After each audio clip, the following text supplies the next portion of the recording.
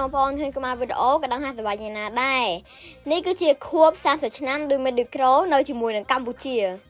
ដោយមេឌីក្រូបានរៀបចំកម្មវិធីដ៏អស្ចារ្យមួយនៅអ៊ីអនម៉លសែនសុខដែលមានការចូលរួមពីពុកម៉ែបងប្អូនគ្រប់ជាន់ថ្នាក់និងបងសិល្បៈផងដែរដោយមេឌីក្រូជាទឹកដោះគោលេខ1ដែលអ្នកម្ដាយរាប់លានអ្នកជឿទុកចិត្តអញ្ចឹងបើចង់ឲ្យកូនបានសុខភាពល្អដោយអូនហ្វូនិងមិត្តភ័ក្តិទៀតនៅលើឆាកកុំភ្លេចញ៉ាំដោយមេឌីក្រូថ្ងៃពិសេសនេះបងប្អូនដឹងឬអត់ថាអូនហ្វូជ្រៀងប៉ុន្មានបទ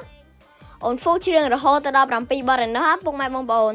អញ្ចឹងពុកម៉ែបងប្អូនដឹងអត់ថាកម្លាំងនិងប្រាជ្ញារបស់អូនហ្វូបានមកពីណា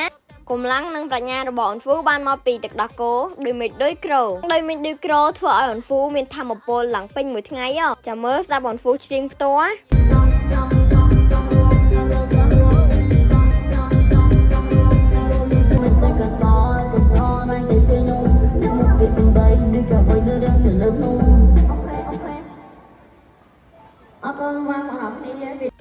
ចឹងបើចង់ឲ្យកុមារមានសុខភាពល្អ